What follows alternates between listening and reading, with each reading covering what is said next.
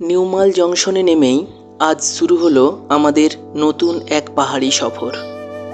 আজকের গন্তব্য পাহাড়ের কোলে লুকিয়ে থাকা ছোট্ট, শান্ত আর অপূর্ব সুন্দর এক গ্রাম ঝান্ডে।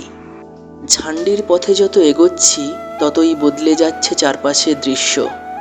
রাস্তার দুধারে বিস্তীর্ণ সবুজ চা বাগান যেন প্রকৃতির আঁকা এক জীবন্ত ক্যানভাস।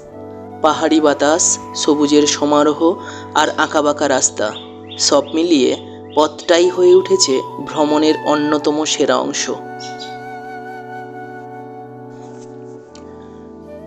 ঋষি রোড ধরে এগিয়ে চলেছি আমরা। রাস্তার দুধারে ঘন সবুজ অরণ্য, মাঝে মাঝে আঁকাবাঁকা পাহাড়ি পথ, প্রতিটি বাঁকেই যেন লুকিয়ে আছে নতুন কোনো সৌন্দর্য। পথের সৌন্দর্যকে আরও বাড়িয়ে তুলেছে সিলি টি গার্ডেন আর মেংলাস টি গার্ডেন। যতদূর চোখ যায় শুধু সবুজ চা বাগানের ঢেউ আর পাহাড়ি হাওয়ার মিষ্টি ছোঁয়া। শহরের কোলাহল থেকে অনেক দূরে প্রকৃতির এই নীরবতায় মনে হয় সময় যেন একটু ধীরে চলে। আমি আগেও বলেছি, ভ্রমণ শুধু গন্তব্যে পৌঁছানোর নাম নয়, কখনো কখনো পথটাই হয়ে ওঠে ভ্রমণের সবচেয়ে সুন্দর গল্প। এই মনোমুগ্ধকর পথ পেরিয়ে আমরা পৌঁছে গেলাম গরুবাথান।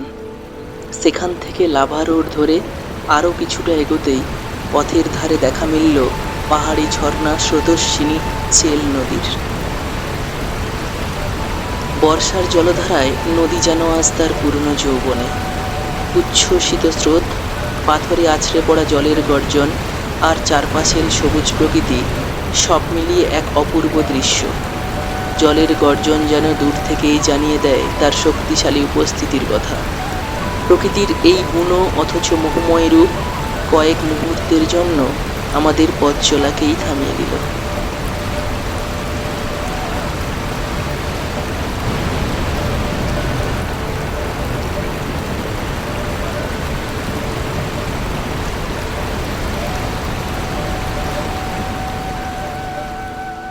চেল নদী পার হতেই যেন বদলে গেল পুরো দৃশ্যপট। পাহাড়ি রাস্তা ধরে যতই ওপরে উঠছি ততই মেঘেরা নেমে এসে আমাদের চারপাশ জড়িয়ে ধরছে। মনে হচ্ছে যেন মেঘের রাজ্যে প্রবেশ করছি। আর এই অপূর্ব যাত্রাপথেই ডান দিকে দেখা মিলল বৌদ্ধ স্তূপের। সবুজ পাহাড়, সাদা মেঘ আর নিস্তব্ধতার মাঝে দাঁড়িয়ে থাকা এক অনন্য সৌন্দর্যের প্রতীক।